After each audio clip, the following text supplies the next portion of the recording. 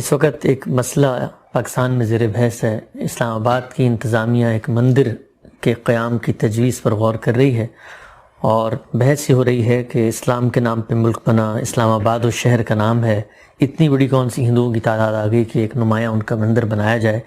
ہر طرف سے مختلف آراء سامنے آ رہی ہیں، آپ پورے مسئلے کو کیسے دیکھتے ہیں؟ میرے نزدیک پاکستان دور جدید کی ایک قومی ریاست ہے۔ قومی ریاست اس اصول پر بنائی جاتی ہے کہ ایک خاص خطۂ ارض میں جو لوگ رہ رہے ہیں وہ برابر کے شہری ہیں۔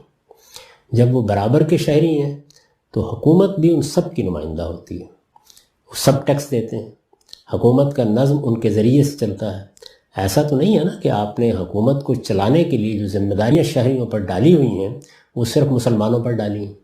یہ بالکل صحیح ہے کہ مسلمانوں کی یہاں اکثریت ہے اس ملک میں، تو پھر آپ کہہ سکتے ہیں کہ 80-85% یا اس سے بھی زیادہ مسلمان ہیں۔ آپ کو معلوم ہے کہ ملیشیا میں تو 56-57% مسلمان ہیں، باقی مسلمان نہیں ہیں، یعنی زیادہ تر ملے ہیں جو مسلمان ہیں۔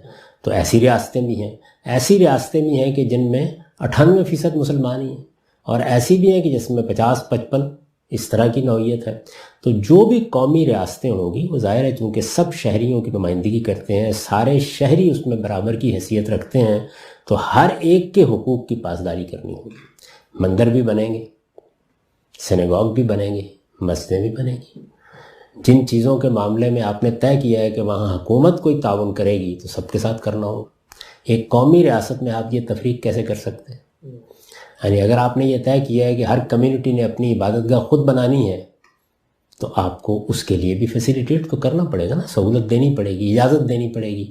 اور اگر یہ طے کیا ہے کہ اس میں ریاست بھی کنٹریبیوٹ کرے گی، مثلا جگہ دے گی، مثال کے طور پر تعمیر کے لیے کچھ کرے گی، تو چونکہ آپ تمام فرقوں، تمام گروہوں، تمام مذاہب کے ماننے والے لوگوں کی ریاست بنا کے قومی ریاست کے طور پر اس کا نظم چلا رہے ہیں، تو آپ کو سب کے ساتھ یکساں معاملہ کرنا چاہیے۔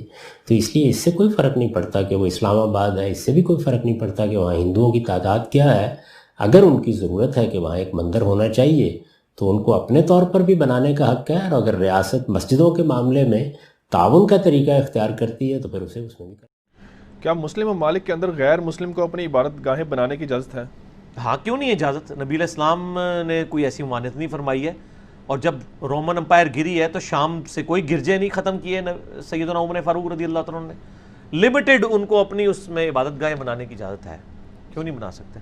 اگر آپ اجازت نہیں دیں گے تو سر آپ نے جو پوری دنیا کے اندر یورپ امریکہ میں مسجدیں بنا کے جو اٹلی اوپرلی کرتی ہے کرسچنز دی، تو وہ بھی نہیں تو اجازت دیں گے۔ تو یہ ایسی کوئی بات نہیں، علمی طریقے سے آپ اختلاف رائے نہ کریں، ٹھیک ہوگا؟